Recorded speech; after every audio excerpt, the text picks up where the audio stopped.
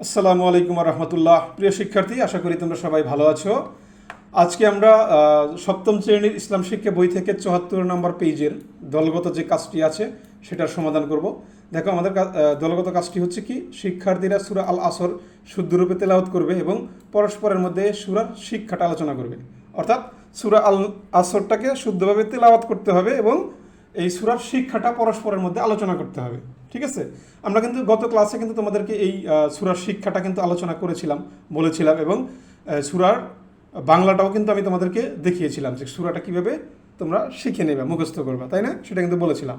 তো আজকেও আবার সেখান থেকে আমরা এই সূরাটাকে দেখে নেই। দেখো, এখানে আমরা কিন্তু সেই সূরাটা পেয়ে যাব যেখানে বাংলা উচ্চারণটা দেওয়া আছে, ওয়াল আসর ইন্নাল ইনসানা লাফি খুসর।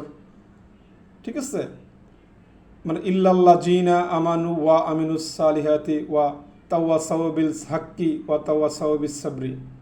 এটা হচ্ছে সূরা। তোমরা সুন্দর করে এটা পড়বে। আমি অ্যাকচুয়ালি খুব ভালো করে পড়লাম না এই মুহূর্তে, বা আমার আসলে সুন্দর কণ্ঠটাও এমন না, দ্যাটস আমি এটা পড়লাম না। তোমরা এটাকে ভালো করে তেলাওয়াত করবে, ঠিক আছে? এবং এই অর্থটা কিন্তু তোমাদেরকে শিখতে বলেছিলাম। সো এটা হচ্ছে পুরো সূরা, এটা কিন্তু তোমরা মুখস্থ করে নিতে পারো, একেবারে ছোট্ট একটা সূরা, ঠিক আছে? তো এই সূরাটা অ্যাকচুয়ালি কী শেখা গেল, আমরা কিন্তু দেখো এখানে এই শিক্ষাটাই কিন্তু তোমরা আলোচনা করতে পারো নিজেরা, ঠিক আছে?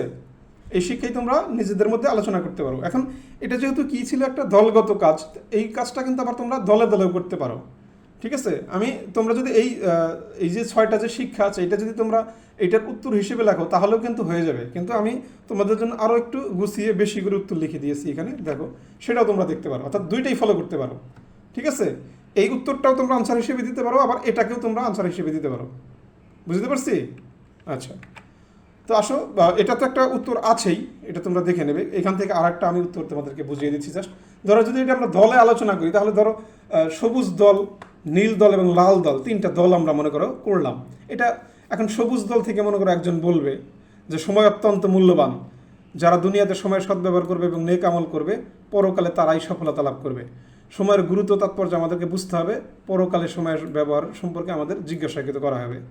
মানে পরকালে আমাদের এই সময়ের ব্যবহার সম্পর্কে কিন্তু জিজ্ঞাসা করা হবে যে কী কারণে তোমরা সময়টা ব্যবহার করছো। তো এখন নীল দল থেকে একজন বলছে এরকম যে সময়, মানে সকল মানুষ অবশ্যই ক্ষতির মধ্যে রয়েছে, তবে 4টি গুণ বিশিষ্ট মানুষ ব্যতীত। সেই 4টি গুণ হলো ঈমান, সৎকর্ম, অপরকে সত্যের উপদেশ এবং সবর বা ধৈর্য ধারণের উপদেশ দান। আর একটা হচ্ছে লাল দল। লাল দল থেকে আরেকজন বলে উঠলো যে আমরা ঈমান আনবো এবং নেক কাজ করব, কোনো প্রকার অন্যায়, অত্যাচার ও অনৈতিক কাজ করব না, ঠিক আছে? তারপরে আবার সবুজ দল থেকে আবার আরেকজন বললো, সবুজ দল থেকে একজন কিন্তু আগে বলেছিল, আবার ধরো আরেকজন বললো যে আমাদের বন্ধুবান্ধব, ভাই বোন, আত্মীয় স্বজন, পাড়া প্রতিবেশী সবাইকে সত্য সুন্দরের দিকে আহ্বান করব, সবাইকে উত্তম চরিত্রবান এবং নীতিবান হতে উৎসাহিত করব।